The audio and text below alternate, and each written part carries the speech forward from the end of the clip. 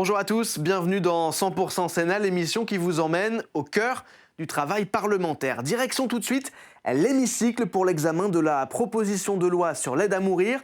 Hier, les sénateurs ont rejeté un article central de ce texte, l'article 2, qui définit et qui organise cette aide à mourir.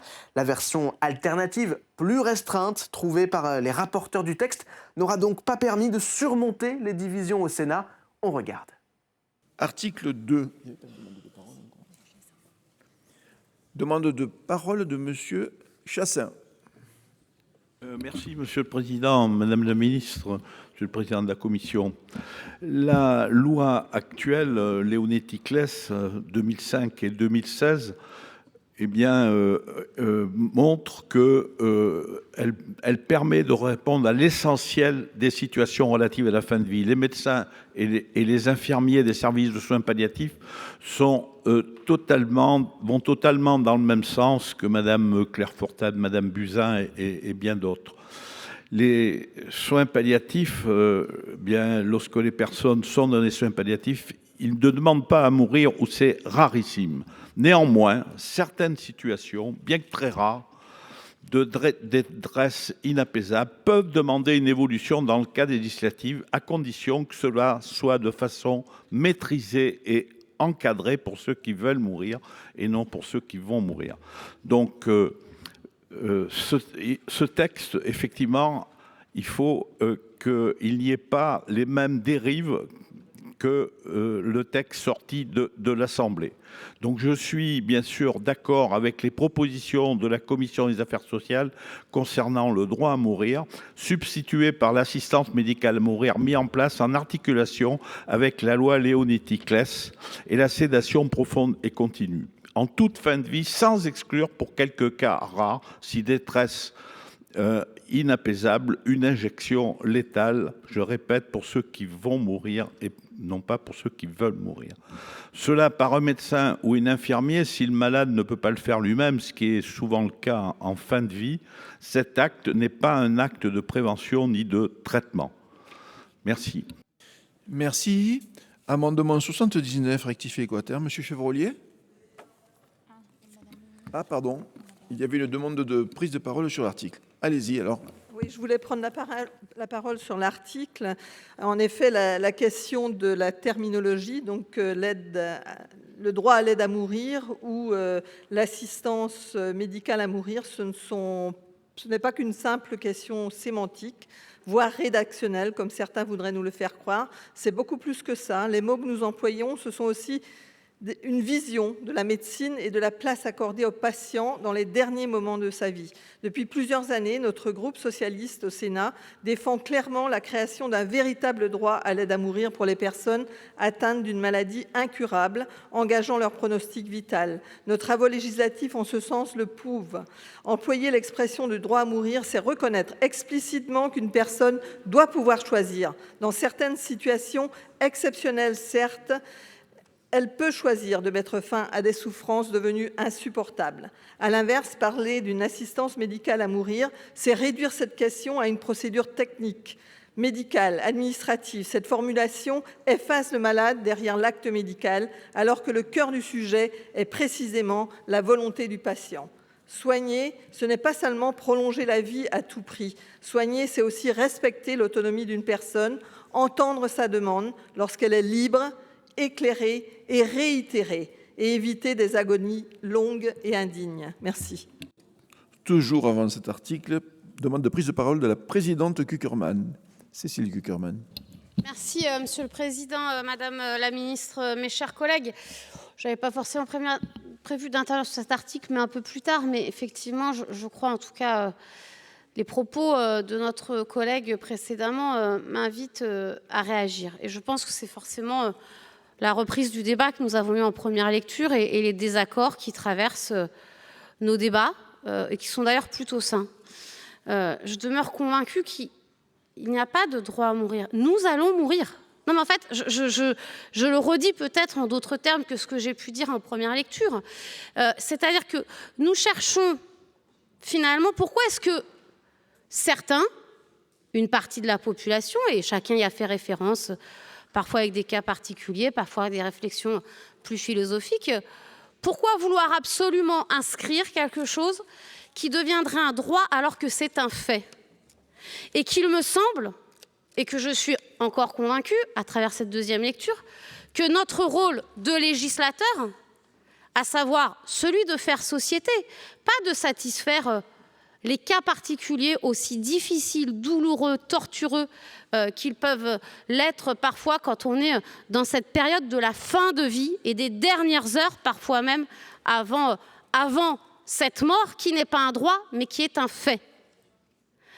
Et je demeure, parce qu'aucune démonstration inverse n'a encore été faite, que légiférer ainsi et dans ces termes aujourd'hui, c'est ouvrir des dérapages, parce que ce n'est pas vrai. Non, l'individu seul ne décide pas en sa pleine conscience coupé du monde. Parce qu'à aucun moment donné, le libre arbitre n'est total pour un individu. Bien sûr qu'il y a des conditionnements sociaux, bien sûr qu'il y a des conditionnements familiaux, bien sûr qu'il y a des conditionnements territoriaux sur l'accès aux soins ou le non-accès aux soins. Bien sûr que tout ceci réduit considérablement le simple libre arbitre et le simple choix de la personne. Et pour toutes ces raisons, je ne voterai pas ces différents articles comme en première lecture. Merci. Donc, je suis saisi de 5 amendements identiques. Le premier par M. Chevrollier, le 79, rectifié quater.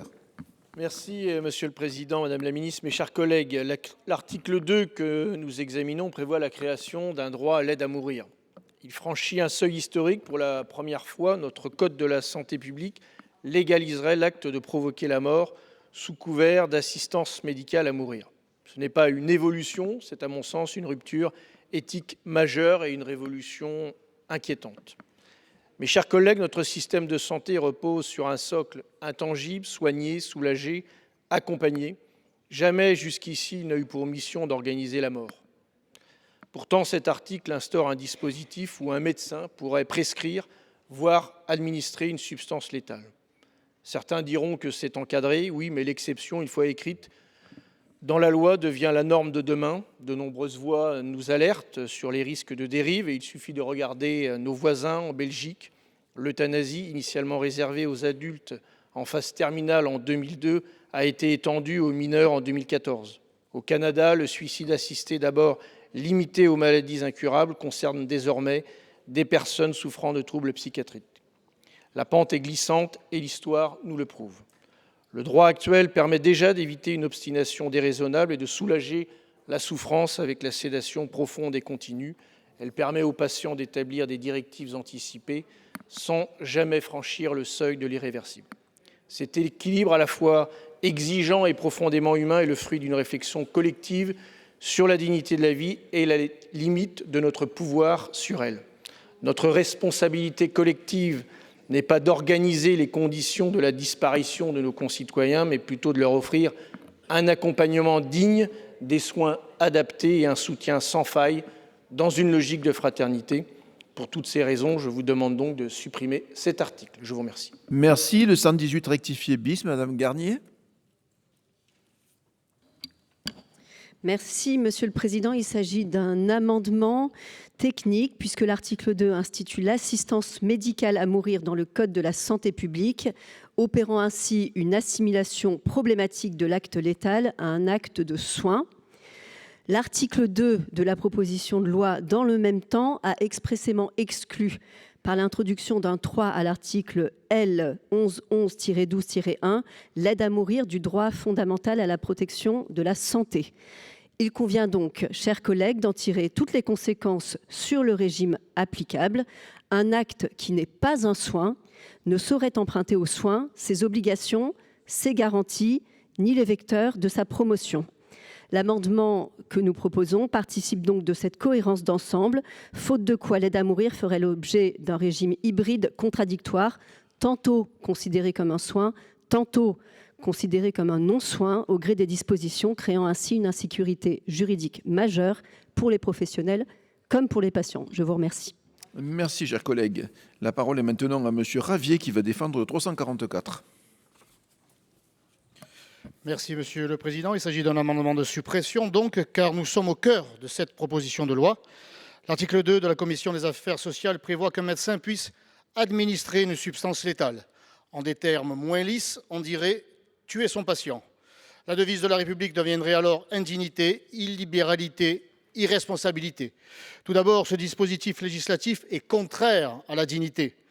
Car soyons bien clairs, il ne s'agit pas d'achever la douleur, mais d'achever le patient. Nous sapons profondément la confiance entre soignants et soignés en assimilant la mort à un soin. Ensuite, ce dispositif législatif est contraire à la liberté, car, comme tout choix qui se fait dans l'extrême souffrance, ce n'est plus que quelque chose de librement mûri, mais un acte fortement contraint. Nous abolissons l'impératif d'accompagnement inconditionnel des personnes vulnérables et dépendantes qui incombe à la communauté.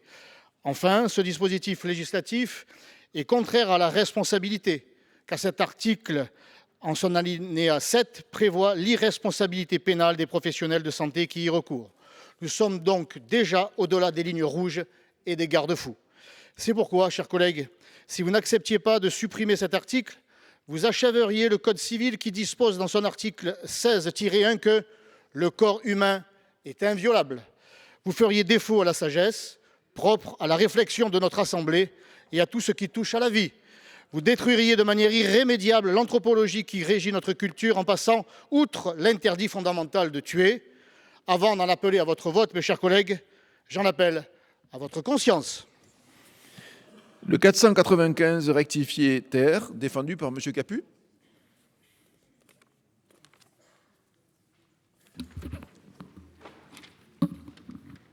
Cet article 2, mes chers collègues, c'est le cœur du dispositif de la loi. C'est lui qui crée le droit pour l'État à administrer une substance létale à la personne qui le demandera. Létale. C'est donc une rupture éthique, civilisationnelle extrêmement importante. Il repose donc sur nous, les 40 sénateurs qui sont ici présents ce soir, d'assumer ce choix civilisationnel. C'est le vote de notre vie. Jamais nous n'avons eu de vote plus important. Nous n'étions pas là en 1981 pour l'abolition de la peine de mort. Et très objectivement, nous n'aurons pas d'autres votes aussi importants dans les décennies qui viennent. Nous posons, la question qui nous est posée, c'est celle de savoir si nous ouvrons ou pas la possibilité pour l'État de donner la mort si une personne le demande. On peut être pour, on peut être contre. Ça répond à des cas extrêmement rares, exceptionnels, dont Robert Badinter disait que pour lui, il n'était pas, le 16 septembre 2008, ça n'était pas pour lui un cas qui devait être résolu par la loi, c'était des cas particuliers, et selon les règles établies par Portalis, on devait y répondre pas par la loi générale. Donc la question qui se pose, c'est faut-il ouvrir cette possibilité? Moi, je suis, avec humilité, dans l'incertitude, mes chers collègues. Je ne partage pas la certitude de certains qui nous disent qu'il n'y aura pas de dérive, ça ne concernera pas les personnes fragiles et que c'est une priorité.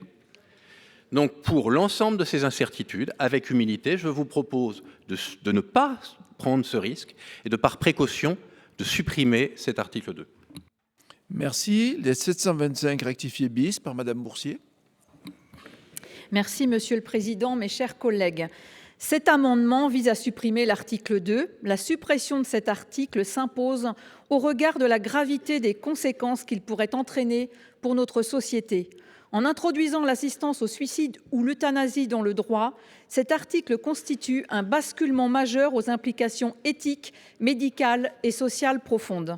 Il remet en cause les principes qui fondent la mission du soin, soulager la souffrance, accompagner les personnes les plus fragiles et garantir une prise en charge humaine jusqu'au terme de la vie sans provoquer délibérément la mort. Une telle évolution risquerait également de fragiliser la relation de confiance entre les patients, leurs proches et les soignants. Par ailleurs, l'expérience de plusieurs pays ayant légalisé l'euthanasie ou l'assistance au suicide montre que les critères initialement présentés comme strictement encadrés ont avec le temps fait l'objet d'élargissements progressifs. Cette dynamique interroge sur la capacité réelle à contenir durablement le champ d'application d'un tel dispositif. Enfin, plutôt que d'ouvrir la voie à une aide active à mourir, il apparaît prioritaire, et nous l'avons fait tout à l'heure, de renforcer l'accès aux soins palliatifs, à l'accompagnement de la douleur et au soutien des personnes malades ainsi que de leurs familles. Pour l'ensemble de ces raisons, il est proposé et je propose de supprimer cet article. Je vous remercie.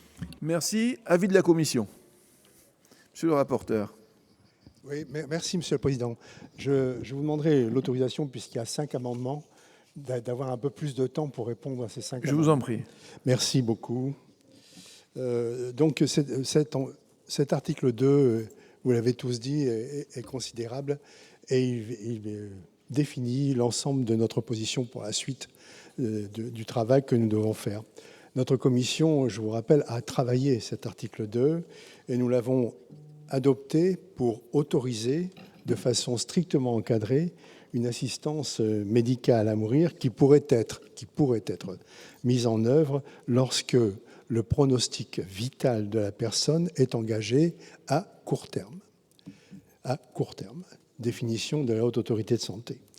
La suppression de l'article 2 avorterait évidemment nos débats sur ce texte, ce que depuis maintenant plusieurs jours, je vous le dis, nous ne souhaitons pas. Nous souhaitons que le Sénat puisse continuer de travailler et ne se prive pas de faire entendre sa voix en première lecture. Il l'a fait déjà. Nous espérons que cette deuxième lecture soit l'occasion de débats et d'une instruction approfondie du texte, avec des débats qui seront le plus possible sereins et, je l'espère, sérieux. Notre commission a travaillé aussi sur le fond, article par article, pour présenter à notre Assemblée un dispositif d'assistance médicale à mourir qui nous semble représenter une ouverture, bien sûr, mais très maîtrisée, permettant d'accompagner les personnes dans leurs derniers instants de la vie, permettant de soulager leurs souffrances et permettant de sécuriser l'exercice des soignants qui, chaque jour, accompagnent les patients les plus fragiles en fin de vie. Ils le font même sans loi. Ils ont donc besoin d'être protégés quand même au point de vue juridique. Ces amendements de suppression écraseraient donc le texte de notre commission. Je voudrais en rappeler quelques éléments.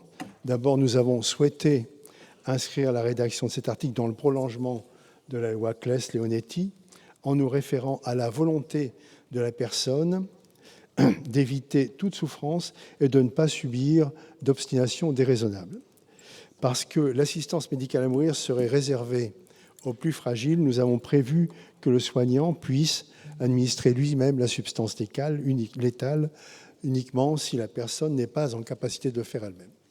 L'article 2, pour nous, sécurise par ailleurs l'exercice des professionnels de santé en prévoyant un principe d'irresponsabilité pénale qui ne les protège que pour autant qu'ils aient bien respecté l'ensemble des exigences légales. Ce principe indispensable n'interdit pas pour autant de contrôler leur exercice et de condamner tout manquement à leurs obligations si elles étaient constatées. Enfin, nous avons inscrit dans cet article le fait que l'assistance médicale à mourir ne relève pas du droit fondamental à la protection à la santé. Ce faisant, nous rejetons la vision idéologique de l'Assemblée nationale qui promeut un droit à l'aide à mourir et nous ne faisons pas de l'assistance médicale à mourir un soin. Je vous propose donc que nous examinions dans le détail l'ensemble des autres articles, à moins évidemment que vous décidiez finalement de supprimer celui-ci, auquel cas nous aurions vite terminé nos travaux. Madame la ministre. Merci, Monsieur le Président. Alors, effectivement, cet article 2 est important, il est essentiel puisqu'il pose la définition de l'aide à mourir et il permet son introduction dans notre code et dans nos mœurs. Il est des mots quand même qu'il ne faut plus utiliser puisqu'ils ne correspondent pas à la réalité de ce texte, notamment M. Ravier qui a évoqué le fait que nous introduirions un droit de tuer. Le fait de tuer a une définition qui est légale, qui est celle de ôter la vie contre la volonté de la personne. C'est ça, tuer. Ce texte n'est absolument, c'est la définition du code pénal, c'est le fait de tuer. De tuer, c'est retirer la vie contre la volonté de la personne. Ici, il ne s'agit pas de tuer, il s'agit de répondre à la volonté d'une personne exprimée, une volonté réitérée, une volonté qui est exprimée, qui est vérifiée comme étant qui ne soit pas sous pression, avec le contrôle d'un médecin, avec une collégialité, avec des garanties qui soient apportées. Donc, il me semble important, si nous souhaitons cheminer dans ce texte, d'utiliser effectivement l'intention qui est celui-ci, qui est celui de créer un nouveau droit, de créer une liberté qui soit effectivement réservée à des exceptions, à des conditions qui sont cumulatives. Lorsque la personne pourra, si ce droit est ouvert, elle pourra l'utiliser. Si effectivement des conditions cumulatives sont données, notamment celle d'être malade, avec un pronostic vital engagé. Je suis contrainte de revenir sur la situation de M. Badinter, puisque sa situation a été rappelée. Vous avez rappelé la date de 2008, mais je dois aussi rappeler effectivement la lettre qui a été lue, alors non pas comme ça a été dit, comme étant pour donner l'avis de la veuve de M. Badinter, mais parce que Mme Badinter, parce que précisément cette citation a été reprise et a pu donner une erreur, a pu donner une version erronée de la position qui aurait été celle de M. Badinter. Donc faire parler les morts, ce n'était pas mon intention, c'est la rapporteure qui, dans son introduction générale, dans sa déclaration générale, en a parlé. Donc effectivement, il m'a semblé important de revenir parce qu'effectivement, cette lettre, elle a été lue devant l'Assemblée nationale par M. Falorni. Cette lettre, elle est écrite par Mme Badinter pour venir indiquer qu'effectivement, depuis 2008, la position de M. Badinter avait évolué et que celui-ci avait, et ce n'est pas la position de Mme Badinter, c'est la position que M. Badinter a exprimée de son vivant, c'est les propos rapportés par la veuve, et je crois qu'aujourd'hui, ce serait difficile de venir le contester, et qu'il avait effectivement la conviction qu'une évolution sur l'aide à mourir était acceptable, était même souhaitable, sous certaines conditions, dans les conditions qui sont posées. Donc en tout cas, cet article 2 est un maillon essentiel de ce texte. Je vous invite évidemment à le voter pour pouvoir, et donc à ne pas voter ces amendements de suppression, et ensuite effectivement discuter des modalités de définition et de conditions. Mais en tout cas, c'est le cœur de ce texte, et évidemment, pour l'ensemble de ces raisons, je serai défavorable aux amendements de suppression. Merci Madame la Ministre. La parole est maintenant au Président Pierre Ouzoulias. Merci Monsieur le Président, Madame la Ministre, chers collègues. Comme notre débat est apaisé, je ne parlerai pas d'hypocrisie, mais de manque de cohérence.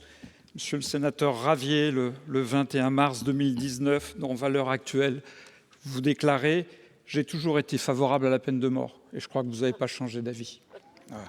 Sur la sédation profonde et continue jusqu'à la mort, chers collègues, il ne s'agit pas d'un soin palliatif. Il ne s'agit pas d'un soin palliatif. C'est un acte par lequel vous décidez d'en finir. Et je vous rappelle que le patient peut demander l'interruption de tous les soins, c'est-à-dire l'hydratation y compris. Et quand vous êtes sous sédation sans hydratation, la mort arrive dans une journée, 2 journées. L'issue est absolument fatale. Et la sédation profonde et continue jusqu'à la mort, aujourd'hui, c'est un droit. C'est un droit qui est inscrit dans la loi et sur lequel vous aviez voulu revenir en première lecture, ce que vous ne faites plus. Et ce qui montre que votre conscience a progressé et je m'en félicite. Merci, Monsieur le Président. Merci. La parole est maintenant à notre collègue, M. Fialer. Merci, Monsieur le Président.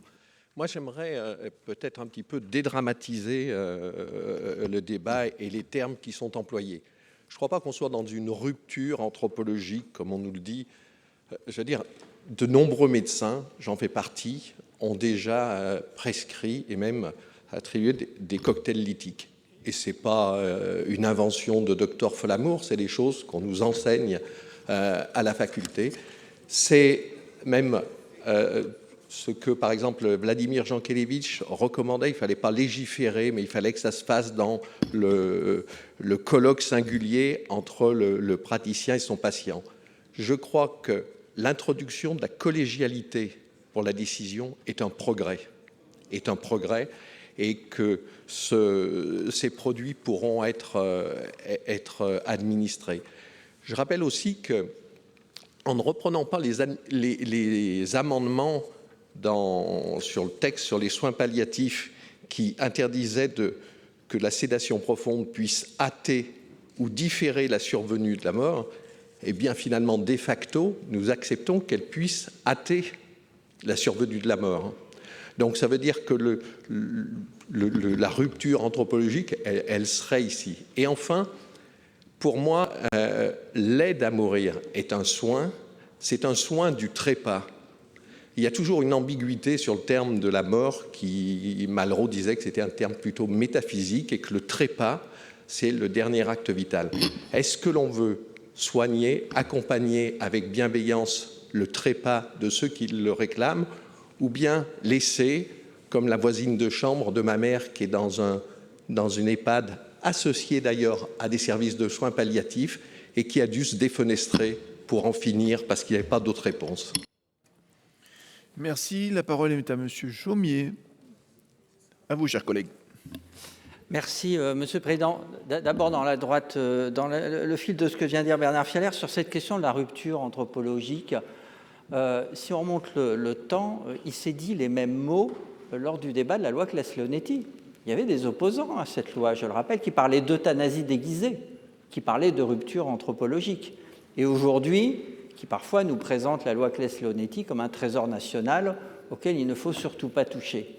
Donc la réalité, c'est qu'effectivement, y compris les auteurs de cette loi, ont eu des pratiques euthanasie, notamment avant que les soins palliatifs se développent dans notre pays. Ils n'étaient pas indignes d'être médecins.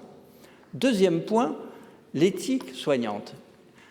En disant que donner la mort, enfin accepter de participer à l'aide active à mourir n'est pas un soin, vous clôturez le débat.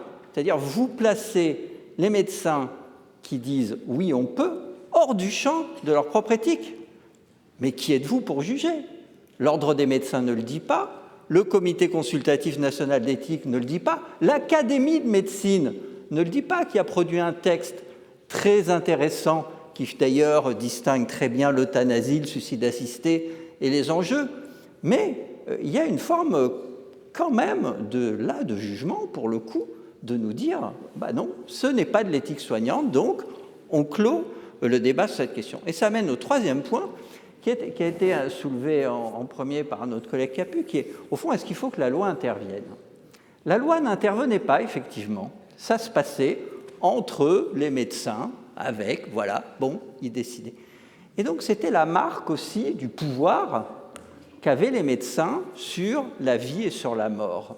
Est-ce qu'il doit y avoir un espace entre la loi et le colloque singulier? Peut-être, je ne sais pas. D'ailleurs, c'est aussi un rôle de l'ordre de médecins. Mais ce que je sais, c'est que la société, et c'est heureux, ne l'accepte plus, et donc qu'il est bon qu'il y ait le regard de la loi qui cadre ce processus.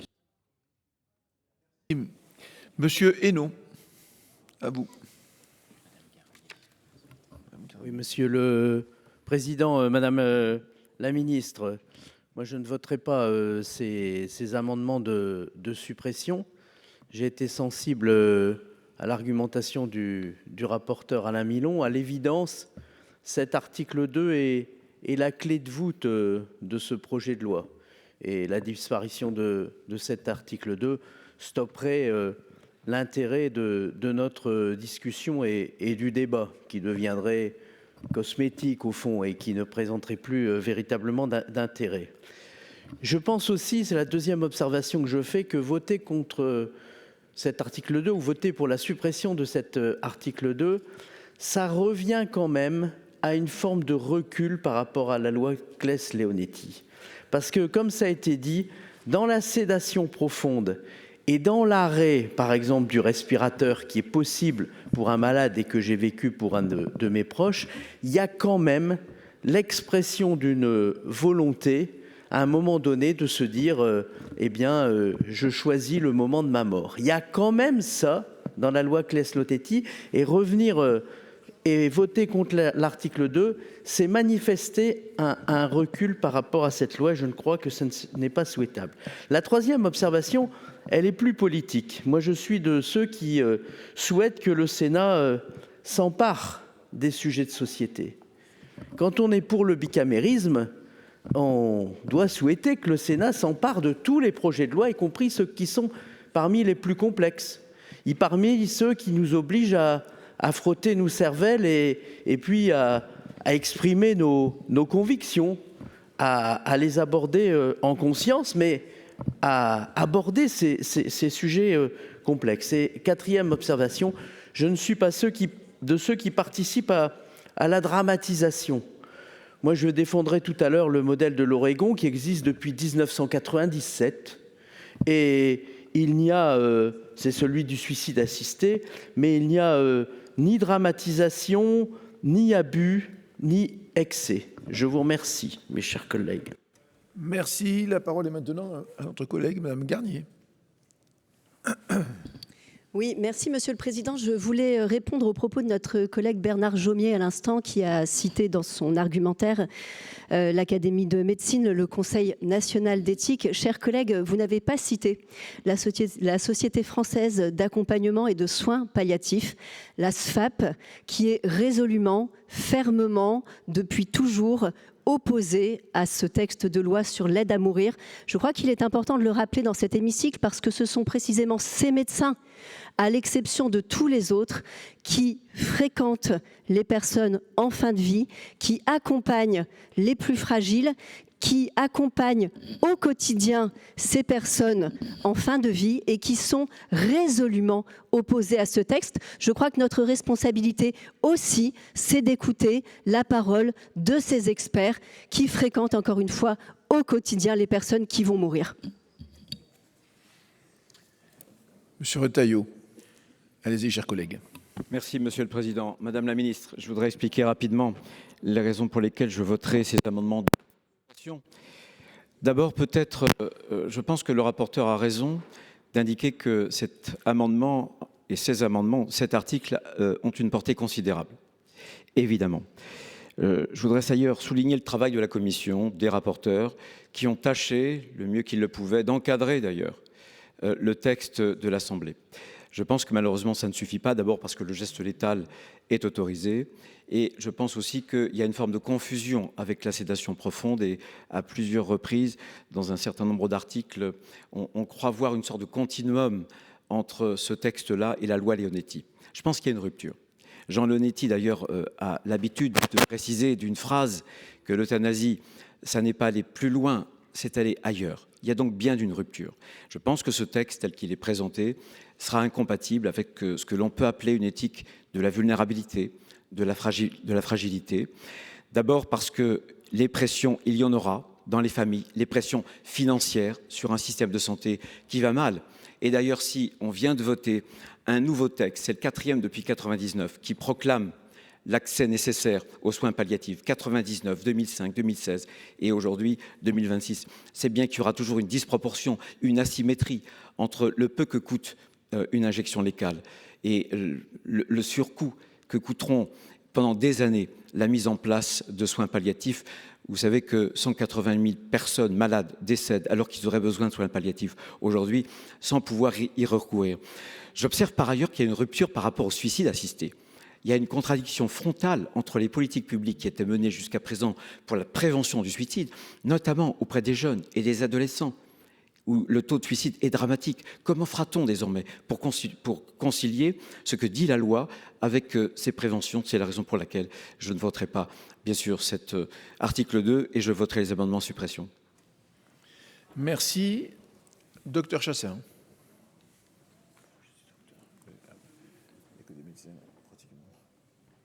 Merci, Monsieur le Président, Madame la Ministre, mes chers collègues.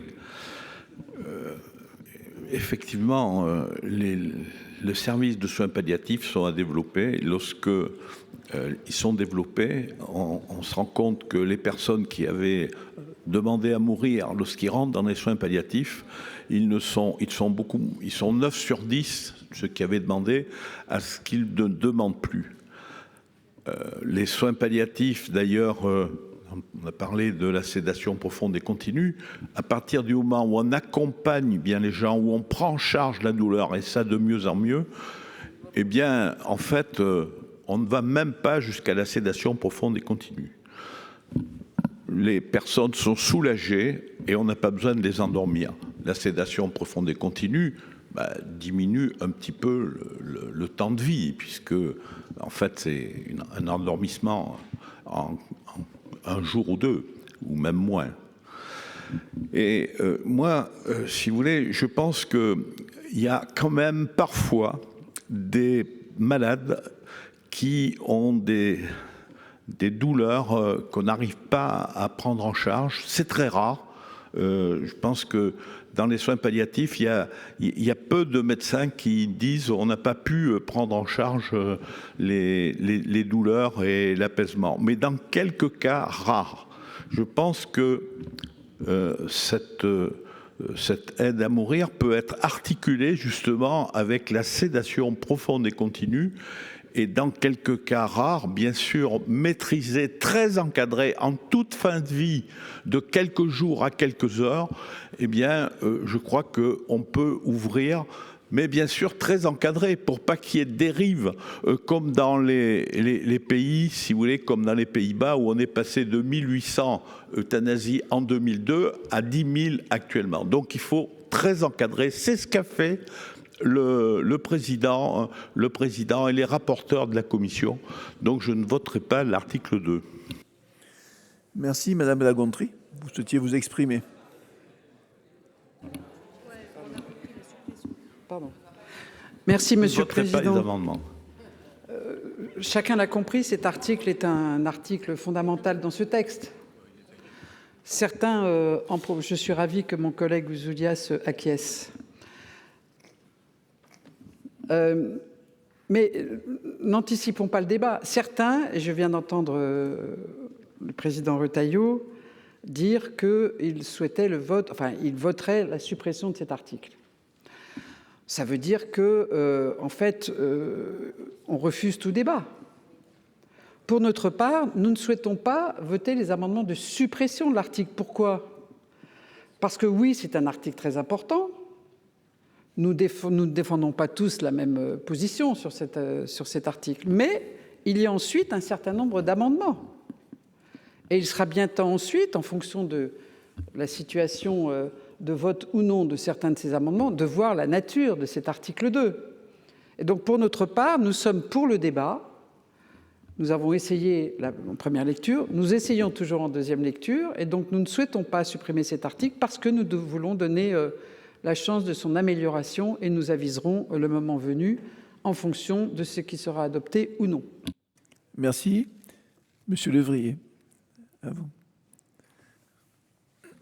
Merci, Monsieur le Président. Oui, cet article est je crois que c'est Monsieur Milon qui l'a signifié, c'est une clé de voûte. Et c'est d'autant plus une clé de voûte que moi, je sépare totalement la sédation profonde et continue, de la substance létale.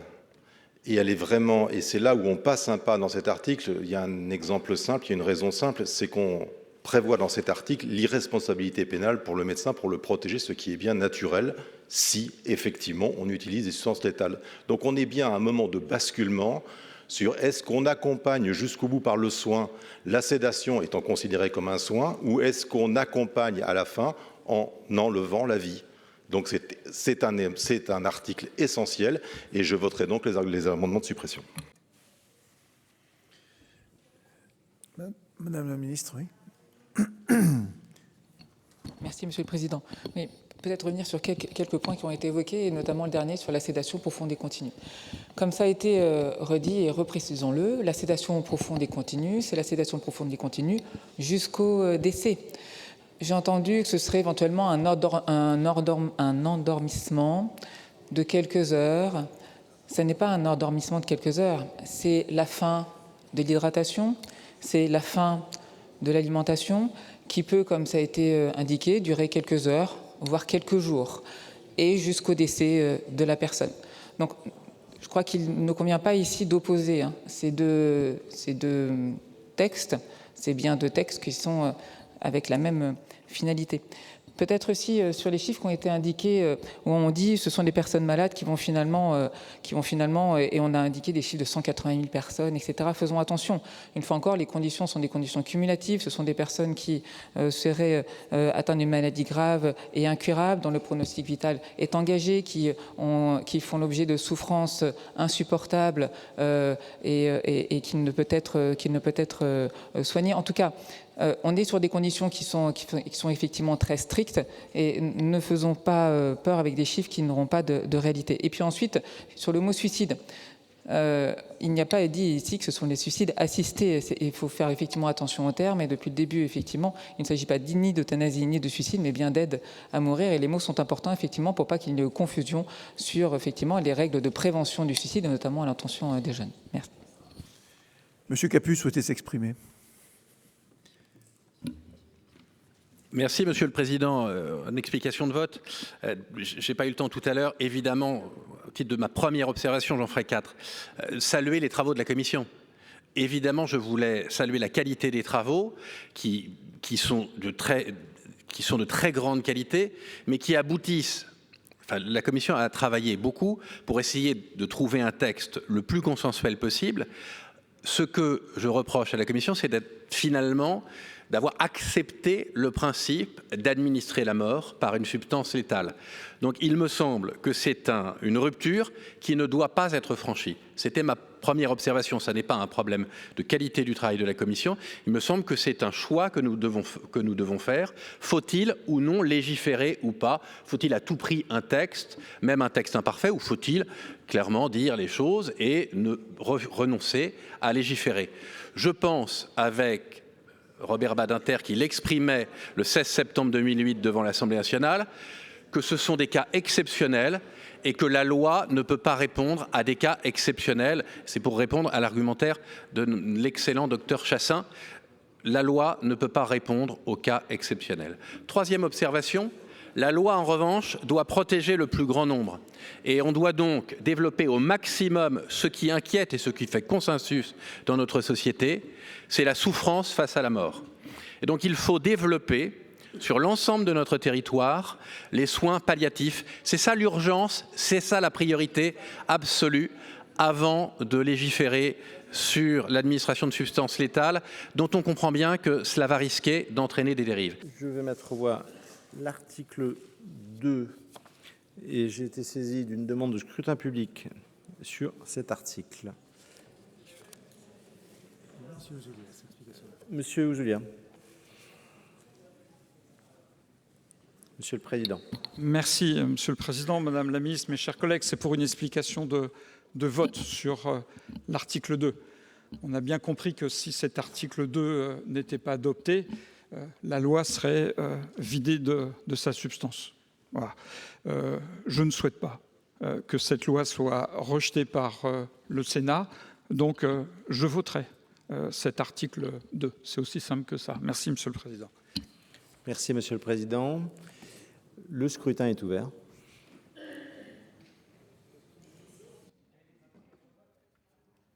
Demandez. Madame Jourdain, pardon.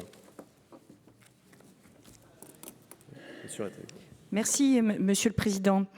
Pardon, je n'ai pas été assez réactive, mais merci de m'avoir permis néanmoins de prendre la parole pour tenir sans doute des propos exactement inverses à ceux qui viennent d'être tenus, sans que mon collègue Pierre Ouzoulias ne pense que nous ayons un différend personnel, bien évidemment, mais je sais qu'il est assez fin pour ne pas le penser.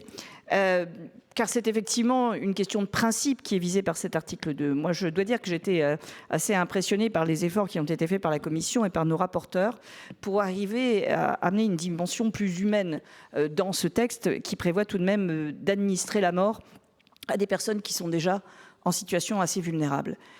Mais malheureusement, je crains qu'il ne soit pas possible d'amodier cette situation de quelque façon que ce soit. L'interdiction de donner la mort, c'est un tabou qui n'est pas propre à la France, qui n'est pas propre à notre civilisation, je crois qu'elle est propre à l'humanité. Et c'est un principe. Et ce principe, s'il est écorné, aussi petitement soit-il, il est immédiatement détruit. Nous ne pouvons pas admettre d'avoir une exception, si minime soit-elle, à ce principe, car soit on donne la mort, soit on ne la donne pas, soit nous maintenons nos principes, soit nous y renonçons. Et je crains fort qu'en admettant de quelque façon que ce soit qu'une injection létale puisse intervenir à la demande de la personne qui est pourtant en situation plus que vulnérable pour l'exprimer, ou par une décision médicale quelconque, je crains fort que nous fassions disparaître ce principe majeur de notre société, de notre civilisation, qui est de ne pas donner la mort et de traiter son prochain avec l'humanité qui est nécessaire. C'est pourquoi je ne voterai pas cet article 2, car encore une fois, il me semble que nous sommes en train d'enfreindre tous les principes qui font de notre société une société humaine. Merci, cher collègue. Madame Suiris, pour explication de vote. Oui, nous, malgré le problème que pose cet article 2, qui réduit au court terme, en fait, l'espace-temps qui reste à vivre pour la personne, malgré le fait, comme vous le savez, qu'il n'y ait pas à la fois qu'il n'y ait pas les directives anticipées, qu'il n'y ait pas que la question qui a été posée du droit n'intervienne plus et que ce soit transformé en assistance médicale. Nous ne voterons pas, mais nous nous abstiendrons sur cet article pour pouvoir laisser place au débat. Parce que la dernière fois, la stratégie d'obstruction et le fait d'avoir cassé ce débat étaient très problématiques pour notre démocratie. Merci. Monsieur Retailleau, pour explication de vote. Oui, Monsieur le Président. Bien sûr que je ne voterai pas avec d'autres l'article 2, qui est un article essentiel du texte. D'abord parce que la question de la liberté, je l'ai déjà évoquée, est une question fondamentale et que la liberté de choix pourrait ne pas en être une. D'abord, je l'ai là encore souligné à plusieurs reprises, il y a une pression sur le système de santé. Et demain, on voit bien qu'on va vers un vieillissement. Donc, regardez le Canada d'ailleurs. Il y avait eu une évaluation du Parlement canadien pour évaluer à 149 millions de dollars les économies provoquées par la mort administrée. Donc, il y a un vrai souci de liberté. Qu'en est-il de la liberté quand, si demain le texte était voté, cette liberté, en tout cas cette contrainte, reposera sur chacun d'entre nous. Au seuil de la mort, chacun devra se demander s'il n'est pas un poids mort, s'il n'est pas un fardeau pour la société ou pour ses proches. Et cette question-là, elle est insupportable. Par ailleurs, lorsqu'on essaie de regarder un peu les pays qui ont autorisé la mort administrée, il y a deux évolutions. La première, c'est que, là encore, je l'ai souligné, à chaque fois qu'il y a eu légalisation, la porte était entrebâillée et ensuite elle a été grande ouverte. En clair, les garde-fous ont sauté les uns après les autres. C'est le cas au Canada, c'est le cas en Belgique, c'est le cas en Hollande, etc. Et l'autre évolution qui a été assez claire aussi, c'est qu'il semblerait qu'il y ait non pas une contradiction, en tout cas une difficulté à assumer à la fois la légalisation de la mort administrée et aussi une meilleure situation pour les soins palliatifs. Deux exemples, par exemple, sur la Belgique et sur le Canada. Je demanderai d'ailleurs au rapporteur de me dire si ce que je dis est faux ou non. La Belgique a régressé dans le classement qui vise à classer les pays justement dans un index pour la qualité des soins palliatifs, a régressé de 21 rangs et le Canada de 11 rangs. Donc tous ces éléments nous font craindre le pire et donc je ne voterai pas bien entendu cet article 2. La parole est à Monsieur Capu pour explication de vote. Merci, Monsieur le Président. Faire la loi à partir d'une émotion collective justifiée, née d'une situation extraordinaire, ne me paraît pas devoir être l'œuvre d'un législateur. En votant une nouvelle loi, le législateur aurait l'impression de répondre à une attente sociale qui traduit en réalité une émotion collective, certes parfaitement légitime, mais encore devrait-il mesurer toutes les conséquences, y compris symboliques, d'un tel choix. Vous l'avez compris, effectivement, mes chers collègues, je fais mienne cette citation de Robert Badinter du 16 septembre 2008, qui est d'une parfaite actualité. Je l'ai fait mienne. Et ces propos sont d'une parfaite actualité, s'adapte parfaitement à la situation actuelle. On ne calcule pas les conséquences en termes évidemment de mortalité sur la société, mais en termes de choix et de symboles par rapport à la vie collective. C'est la raison pour laquelle, pour ma part, je voterai contre cet article 2. Merci. La parole est à Monsieur Spissner. Ce débat sur l'article 2 était passionnant, non pas par ce qui a été dit sur le texte, mais sur ce qu'il promet pour l'avenir. Car finalement, c'est plus fort que vous. Vous êtes obligé d'aller au-delà de ce que vous allez concéder aujourd'hui. Et on voit bien, en vous écoutant, que nous ne sommes pas dans le geste de compassion pour celui qui est en fin de vie. Il y a ceux qui déjà disent les directives anticipées 30 ans plus tôt. Il y a ceux qui commencent à dire mais que finalement il y aura une pression psychologique et qu'on sera déprimé, qu'on ne pourra pas. Madame, cessez de hocher la tête comme ça. Vous avez le droit de ne pas être d'accord avec moi, mais vous avez raison. C'est très élégant. Mais j'en reviens à ce que vous dites. En réalité, on voit bien que c'est une étape que vous voulez. Et cette étape, vous la présentez comme quelque chose qui est une concession, mais votre volonté, elle est manifeste lorsqu'on gratte un peu ce que vous dites, vous voulez aller plus loin. Et ça veut dire quoi, aller plus loin ? Ça veut dire vous émanciper, en réalité, des conditions de souffrance, des conditions de fin de vie, et de dire finalement, l'homme peut tout tenter, il peut se libérer, il est maître du choix de son destin, et il peut mourir quand il veut. C'est une conception philosophique, vous avez le droit, mais ne venez pas à ce moment-là que ce n'est pas une rupture anthropologique. Laissez votre collègue s'exprimer jusqu'au bout. Ne me tentez pas, madame. Quand vous dites « je pense à votre place », il y a peut-être une raison. Donc si vous permettez, on va reprendre. Ce que je veux dire, c'est que vous ne pouvez pas... Je ne vous ai jamais interrompu. Mais si vous m'interrompez, je peux être aussi désagréable que vous. Donc laissez-moi finir. Ce que je dis simplement, c'est qu'en réalité, c'est bien une étape. Et à ce moment-là, je vous invite à réfléchir, vous qui vous dites progressiste, qui, dans les pays où il y a eu cette évolution, est le plus touché par cela ? Ce sont toujours les plus pauvres et ce sont toujours les plus faibles. Mais c'est formidable, hein ? On parle et tout de suite, ça vous énerve. Moi, je ne dis rien quand vous parlez. Et pourtant, par moments, j'aurais autant envie que vous. Vous ne supportez pas qu'on dise des vérités qui soient contraires à ce que vous pensez. Mais continuez. Continuez, c'est très bien. C'est un spectacle édifiant. Mais je vous dis la vérité, c'est que vous voulez aller plus loin. D'ailleurs, vous nous avez accusés d'obstruction. Mais c'est pas grave, je reprendrai je continuerai. Parce que l'obstruction, elle est venue de votre vote et vous ne l'assumez pas, Monsieur Kanner, quand vous avez voté contre l'article 4. Merci, Monsieur Spinner. La parole est à Monsieur Delage pour explication de vote, s'il vous plaît.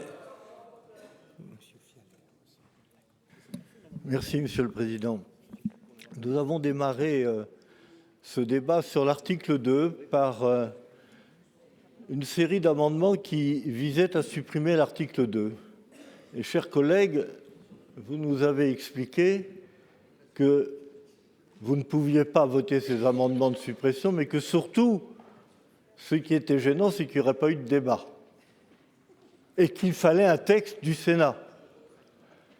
Et donc, ce que j'observe, est-ce que je peux terminer, Madame de La Gontrie ? C'est absolument extraordinaire.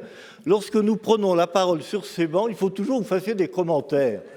Vous n'êtes pas une maîtresse d'école et nous, vos élèves. Alors vous allez comprendre à un moment donné ce que nous sommes tous parlementaires et que nous avons tous la même légitimité à nous exprimer. Et donc ce que je voulais vous dire, chère Madame de La Gontrie, c'est qu'il n'y a qu'un seul amendement véritablement que vous avez déposé, soi-disant pour faire progresser le débat. Et cet amendement, il consistait en quoi ? À revenir au texte de l'Assemblée nationale. Si c'est ça la conception que vous avez du Sénat et du débat, oui, nous n'avons pas la même conception. Merci, chers collègues. La parole est à Madame Silvani. Président. Bien, le moins qu'on puisse dire, c'est que maintenant, il y a effectivement du débat et effectivement, c'est pas souvent qu'on a des interlocuteurs en face de nous.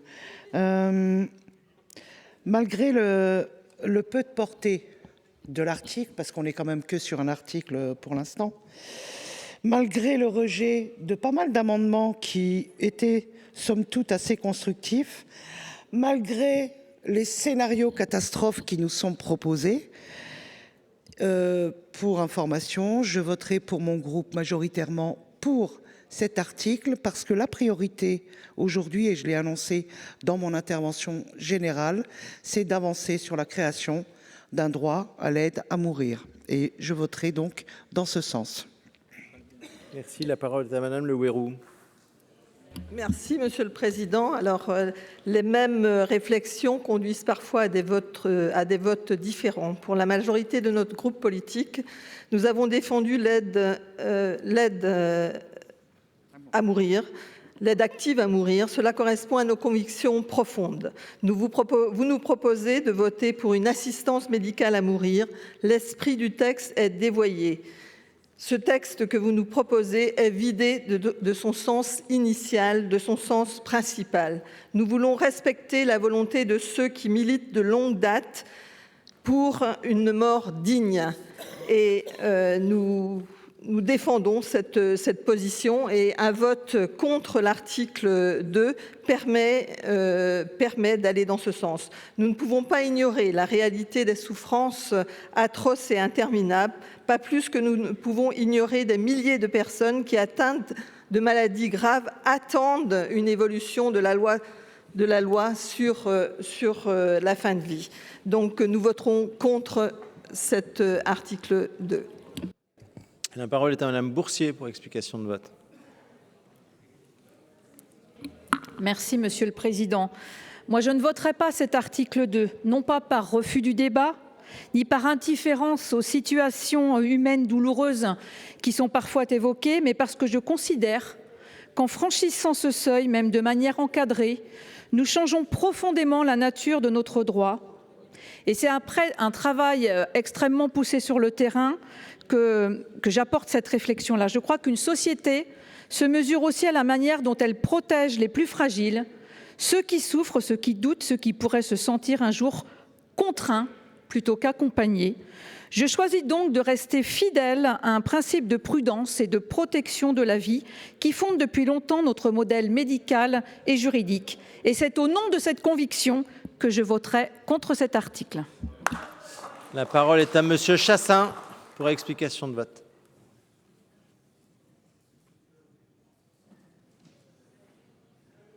Monsieur le Président, mes chers collègues, donc si vous voulez, je pense que la Commission et notamment les rapporteurs se sont basés sur ce qui est pragmatique, c'est-à-dire ce qui se passe en vérité. En vérité, il y a des personnes qui vont malheureusement sont obligées d'aller dans des soins palliatifs et avec les soins palliatifs, on se rend compte que les personnes qui sont prises en charge, qui sont accompagnées et qui sont traitées pour la douleur, finalement, ils ne demandent pas à mourir. Donc, effectivement, dans quelques cas, très rares, il pourra y avoir un échappement au traitement de la douleur. C'est très rare. Et si vous voulez, des personnes veulent peut-être avoir bien sûr une sédation profonde et continue, mais aussi peut-être dans quelques cas rares avoir la possibilité d'une injection létale, mais dans des choses très restreintes, parce que on pourrait effectivement avoir une dérive comme c'est dans certains pays européens où on est passé de 1800 personnes en euthanasie en 2002 à 10 000 dans les Pays-Bas en 2024, avec au départ 90% de cancers en phase terminale et ensuite on arrive à 58% seulement. C'est-à-dire qu'il y a des polypathologies qui sont arrivées qu'on peut considérer en phase avancée. C'est ce qui sort du texte de l'Assemblée nationale. On peut faire une aide à mourir dans le cas où il y a une pathologie en phase avancée. Eh bien, ce qu'il faut effectivement faire attention, c'est que, par exemple, dans les EHPAD, on ne considère pas qu'il y a des personnes qui sont déjà en polypathologie en phase avancée, et donc il faut restreindre effectivement ce droit à mourir, cette assistance médicale à mourir, telle que l'a mis en place la Commission. Donc je voterai pour l'article 2. Merci. La parole est à Monsieur Marguerite. Merci Monsieur le Président. Je voterai également contre cet article. Je voulais dire trois choses. D'abord, comme Muriel Jourda l'a fait tout à l'heure, saluer le travail des rapporteurs, qui n'est pas un travail aisé. Ils ont voulu poser un certain nombre de garde-fous dans le texte. Je les en remercie. J'ai moi-même déposé des amendements.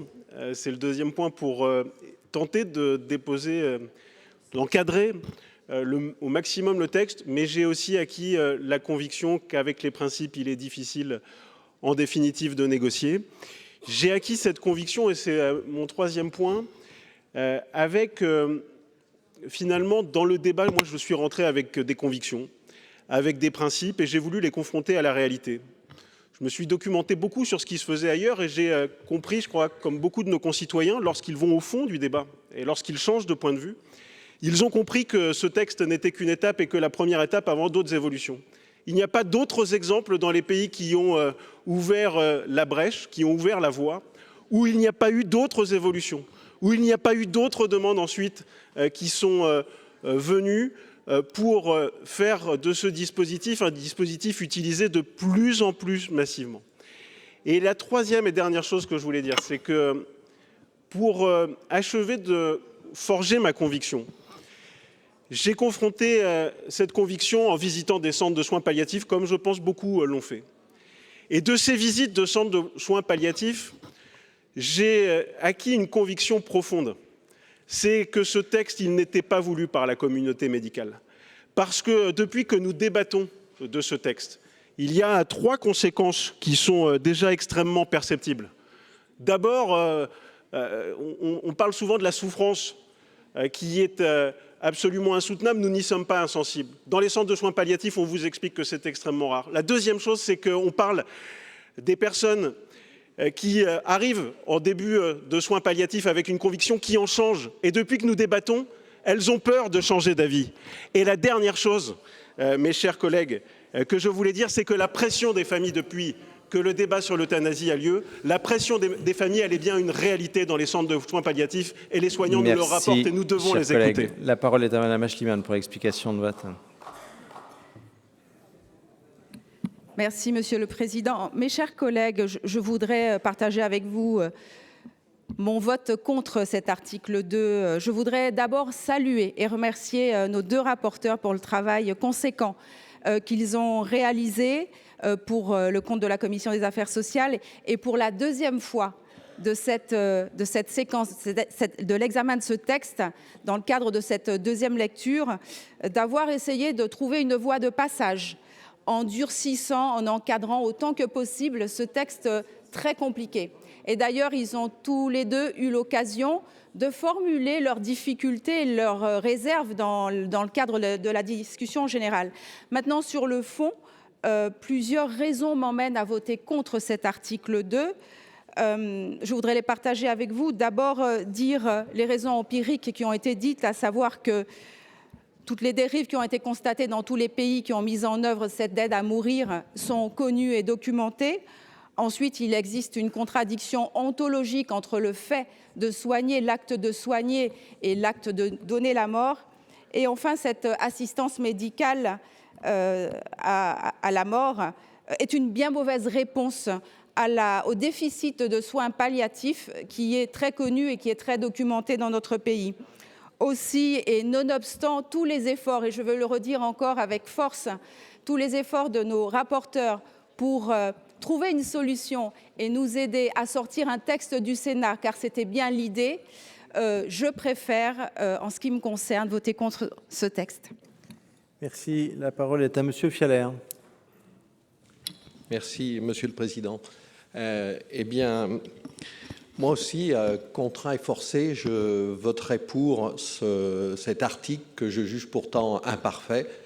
J'aurais souhaité effectivement reprendre celui de l'Assemblée nationale. Et pourquoi je vais voter pour? Pour plusieurs raisons. Premièrement, pour qu'il ne se passe pas la même chose que la dernière fois lorsqu'on a voté contre l'article 4, parce qu'il était vraiment insatisfaisant, on soit assimilé avec ceux qui ont voté contre toute aide à mourir ou tout progrès dans ce sens. La deuxième chose, je vais voter pour parce que j'espère bien que ça ne sera qu'une étape. Et c'est une étape pour laquelle je vais voter. J'espère qu'un jour, on prendra quand même en compte les directives anticipées, l'avis de la personne de confiance, et pour qu'on puisse avoir ces fins de vie dignes. La troisième chose, c'est que, quoi qu'il en soit, aussi minime soit-elle, cette avancée permettra quand même de soulager des personnes qui sont en fin de vie, pour qui d'ailleurs, comme ils le disent, ce n'est même plus une vie ce qu'ils vivent. C'est-à-dire qu'ils sont finalement morts déjà depuis longtemps. Et puis, on va surtout améliorer la qualité de vie de tous ceux qui aspirent à cette loi. J'ai reçu comme vous le texte de Philippe Juvin qui dit qu'il ne veut pas être un jour perçu lorsqu'il arrive avec sa blouse blanche comme étant un assassin potentiel. Moi, je le vis tous les jours, des gens, certains de mes patients, qui me demandent de leur assurer qu'on les accompagnera jusqu'à la fin de leur vie. Et c'est grâce à cette assurance et cette réassurance qu'ils prennent tous les soins, tout notre apport, comme des actes de bienveillance qui les soulagent particulièrement. Donc pour toutes ces raisons, eh bien, contre mauvaise fortune, faisons bon corps, nous voterons cet article. La parole est au président Caner. Oui, Monsieur le Président, Madame la Ministre, en écho de ce que vient de dire notre collègue médecin Fialaire, pour ce qui nous concerne, nous voterons très majoritairement contre l'article 2 parce que nous estimons qu'il est une démonétisation de tout le travail qui a été fait par l'Assemblée nationale. Donc nous arrivons à la conclusion strictement inverse en termes de vote et en aucune manière nous ne cautionnerons les votes contre l'article 2 portés par une autre partie de l'hémicycle. Alors je sais bien que ça peut être complexe à comprendre pour celles et ceux qui nous regardent éventuellement. Mais je dis à M. Spinner, qui m'a interpellé tout à l'heure, notre collègue Spinner, en aucun cas nous ne serons votre béquille, en l'occurrence. Vous avez évoqué l'article 4, notre vote contre l'article 4 lors de la première lecture. Mais, mon cher collègue Spinner, je veux dire, nous ne sommes pas la caution de vos propres divisions. Nul ne peut se prévaloir de sa propre turpitude. Et en l'occurrence, votre division que nous avons constatée à l'occasion notamment des scrutins publics demandés par votre groupe. D'ailleurs, on ne sait pas sur qui a demandé les scrutins publics, mais ça, on fera le point à un autre moment.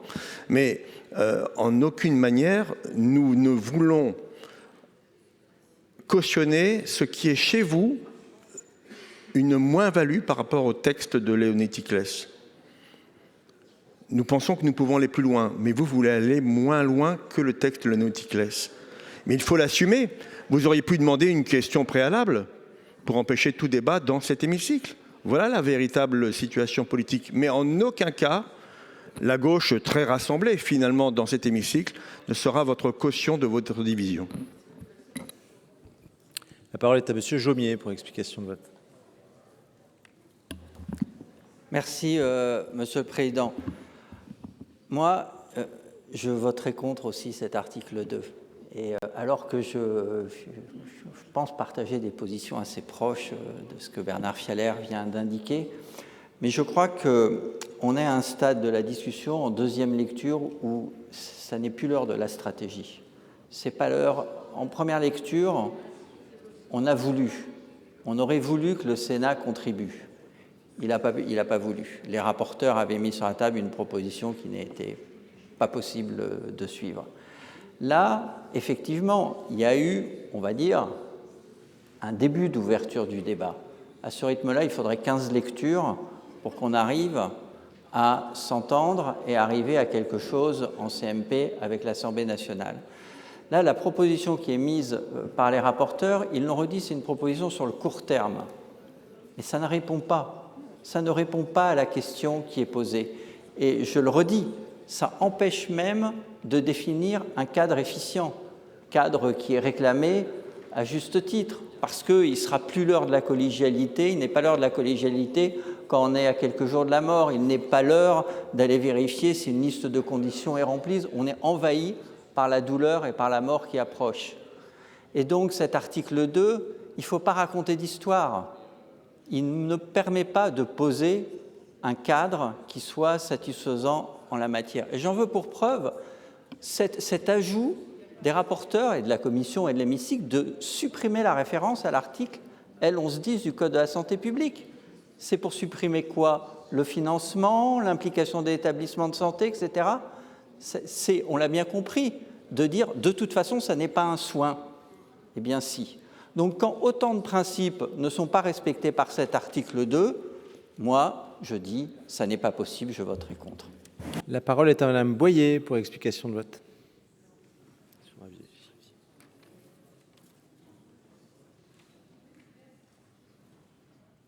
Merci, Monsieur le Président. Mes chers collègues, d'abord, je voudrais remercier nos rapporteurs qui ont fait un travail remarquable avec beaucoup de finesse, beaucoup d'humanité et beaucoup de patience. Mais je ne voterai pas cet article puisque je considère que la mort ne peut jamais être un soin et je ne peux m'y souscrire. Je crois en conscience qu'il faut défendre la vie et que la vie, c'est défendre les soins palliatifs. Toutes les expériences prouvent que lorsque les soins palliatifs sont administrés, les personnes et leurs familles ne demandent pas l'euthanasie.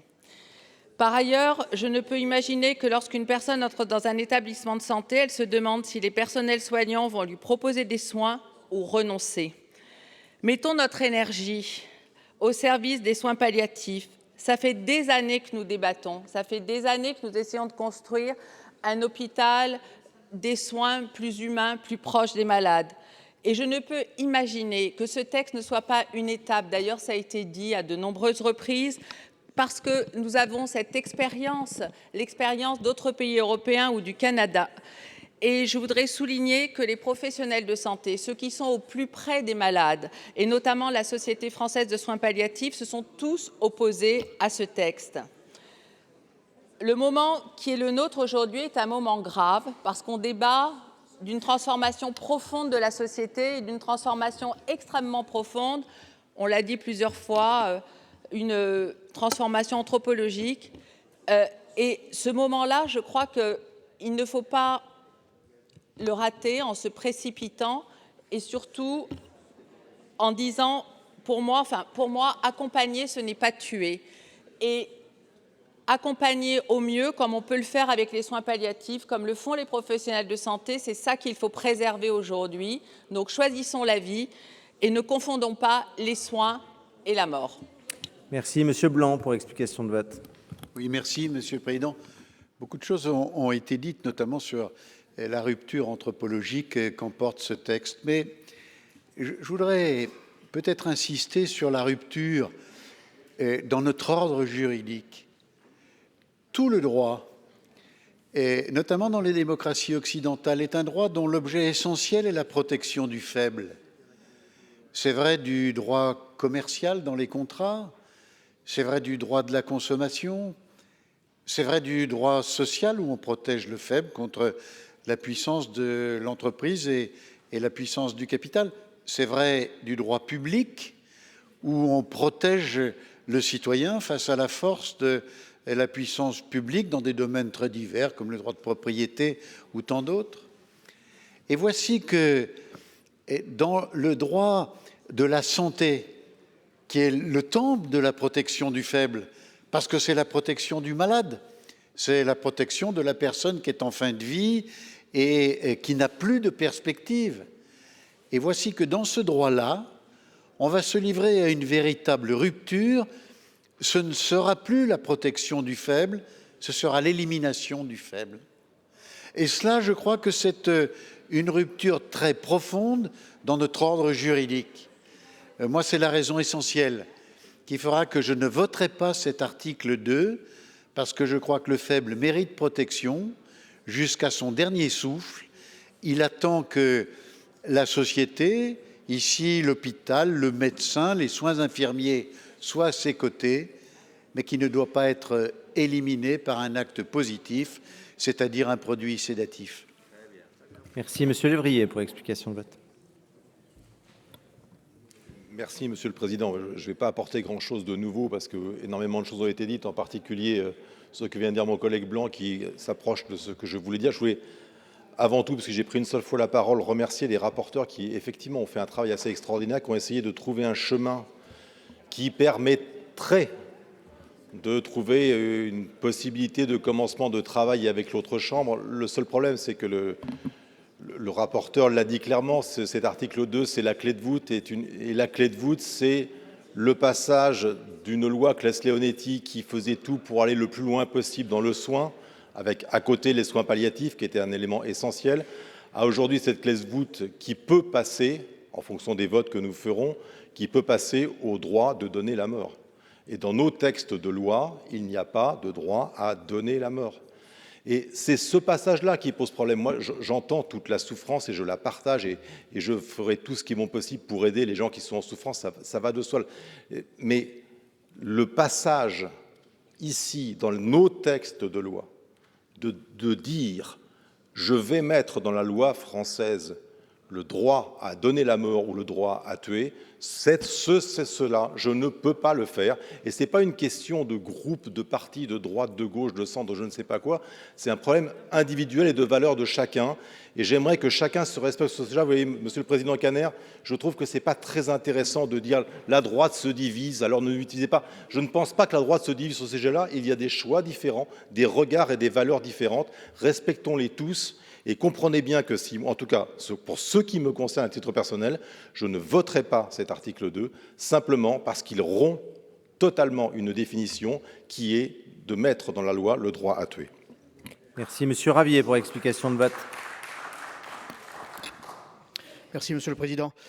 Il y a 13 ans, quasiment jour pour jour, à une semaine près, le Parlement français votait le mariage homosexuel, pudiquement rebaptisé mariage pour tous.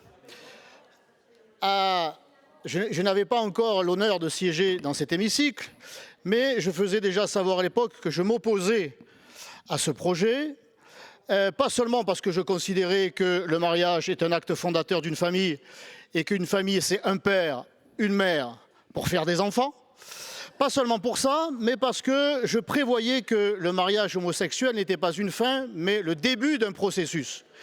Et que l'évolution, la fameuse évolution, nous conduirait inévitablement, au nom de l'égalité pour tous devant la loi, que nous aurions droit dans les années qui venaient à subir la PMA et la GPA. 13 ans plus tard, les faits m'ont donné raison.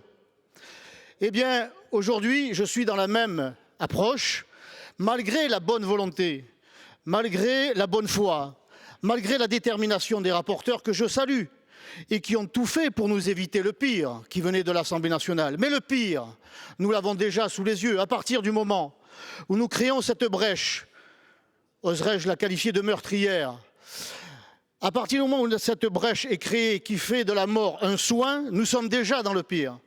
Et c'est le début du processus. Cela a été dit, je le répète, car j'y adhère tout à fait, il suffit d'ouvrir les yeux. Partout où la légalisation de l'euthanasie a été votée, cela a dégénéré par la loi, démocratiquement, évidemment, toujours par étapes. Tout ça ne nous est pas livré d'un bloc. Donc face à ce péril plus grand encore qui nous menace, eh bien je voterai évidemment contre cet article 2. Merci Madame Poumirol pour l'explication de vote.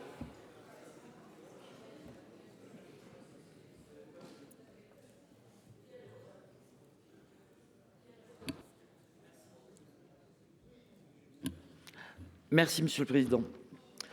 Moi j'admire l'optimisme de notre collègue Bernard Fialaire et de nos collègues communistes qui pensent qu'en votant cet article 2, ils espèrent que la toute petite modification parce que c'est quand même une petite modification, monsieur le rapporteur, que vous avez apportée à cet article 2, on va pouvoir continuer à discuter et à faire évoluer le texte.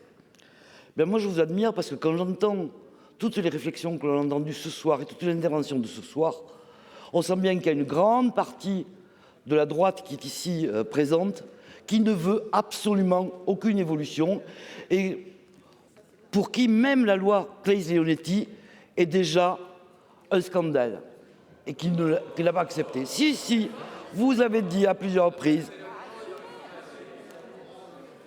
que ça allait déjà trop loin.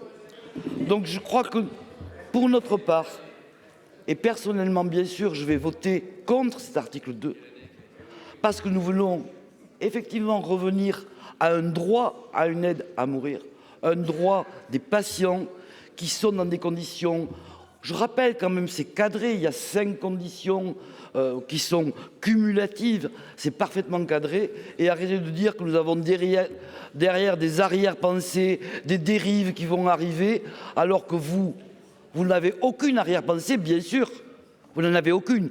Vous voulez simplement qu'on bloque et qu'on ne fasse rien. Donc nous voterons contre cet article 2. La parole est à Madame Rossignol pour explication de vote.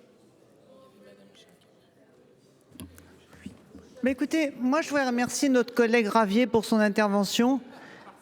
Mais oui, parce qu'en fait, il nous a donné toute la cohérence d'une pensée. Et effectivement, une pensée, et je crois que mon collègue Caner avait raison de le dire, qui globalement distingue la droite et la gauche, les progressistes ou les réactionnaires, les conservateurs ou les émancipateurs. Je crois que je vous ai écouté, donc vous allez faire pareil. Parce que vous avez fait un long retour en arrière et vous avez mis dans le même raisonnement le mariage pour tous, la PMA. À ce propos, je vous dis, vous avez parlé de la GPA. En France, la GPA n'est pas légale, je vous le rappelle. Vous avez oublié l'avortement, mais je sais ce que vous pensez, et vous êtes aujourd'hui sur la fin de vie avec le même raisonnement. D'ailleurs, à chaque fois, sur tous les textes que je viens d'évoquer, le Sénat s'est opposé parce que la majorité sénatoriale s'est opposée à toutes ces avancées. En fait, ce que vous ne voulez pas, quel est le lien entre la PMA, le mariage pour tous, l'avortement et la fin de vie? C'est le droit pour les individus de choisir leur vie. C'est ce dont vous ne voulez pas. Et c'est la cohérence de votre raisonnement. Pourquoi vous ne le voulez pas? Probablement pour certains pour des raisons religieuses, parce que ce ne sont pas les individus qui choisissent quand ils naissent, ni quand ils meurent, ni qui doit naître, ni qui doit mourir. Probablement pour certains, et je le respecte, c'est un point de vue. Mais le problème, c'est que vous vouliez imposer ce point de vue à des gens qui n'ont pas les mêmes convictions que vous. Nous, ce que nous faisons, nous respectons la liberté. Personne n'est obligé d'avorter, personne n'est obligé de se marier avec une personne du même sexe, personne ne sera obligé de recourir à la fin de vie. Mais c'est ce que vous refusez et c'est ce que nous défendons. C'est la différence entre la droite et la gauche, historiquement. Si la parole est à Madame Micheline Jacques, s'il vous plaît. Merci.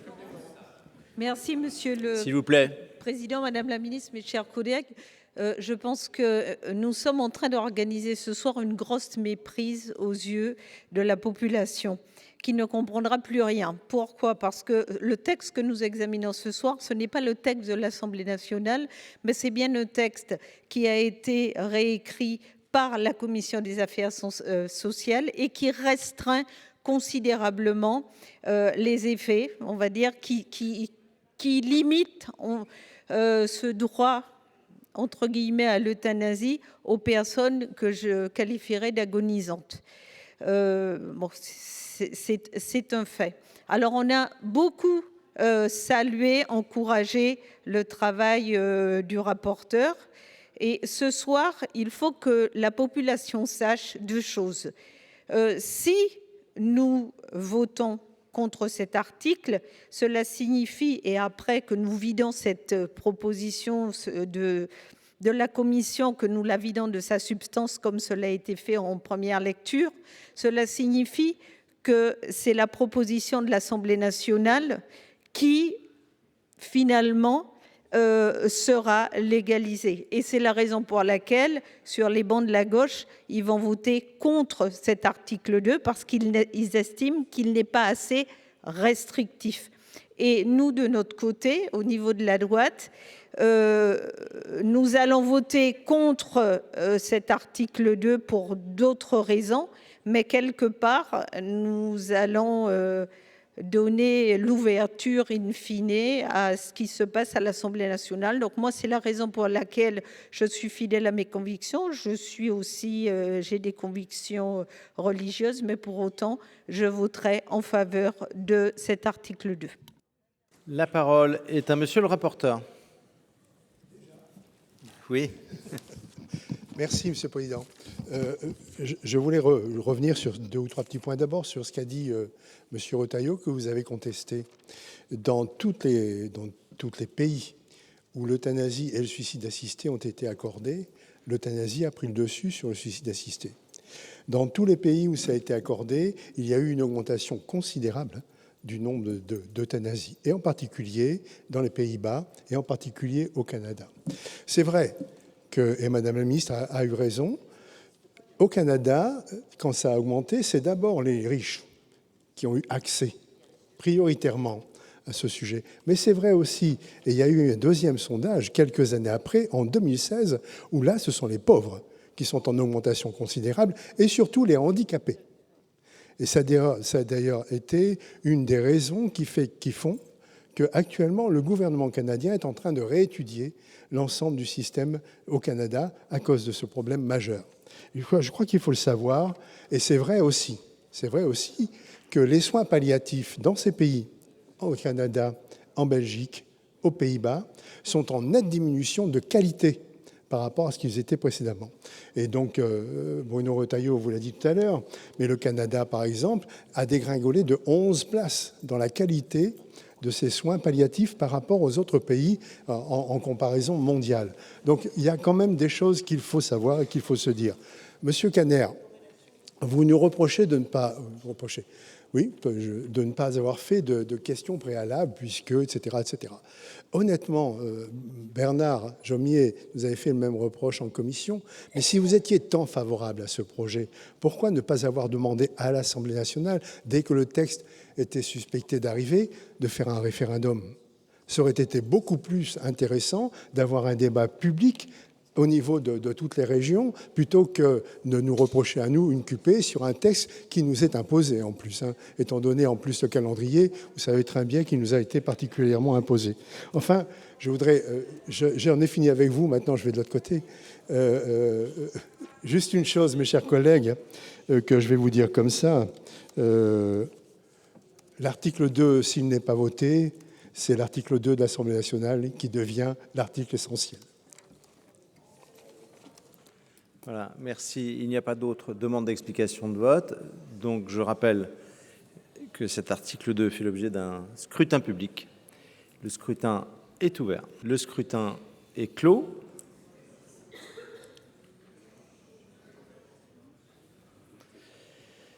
« 327 votants, 269 exprimés, pour 118, contre 151. L'article 2 n'est pas adopté. Voilà pour cette séance et la suppression de cet article clé de la proposition de loi sur l'aide à mourir. Sans cet article, le texte pourrait être rejeté dans son intégralité, comme ça a été le cas en première lecture au Sénat au mois de janvier. La suite des débats sur l'aide à mourir, c'est à suivre sur notre site internet. 100% Sénat, c'est fini pour aujourd'hui. Merci beaucoup de nous avoir suivis. Très bonne journée sur Public Sénat.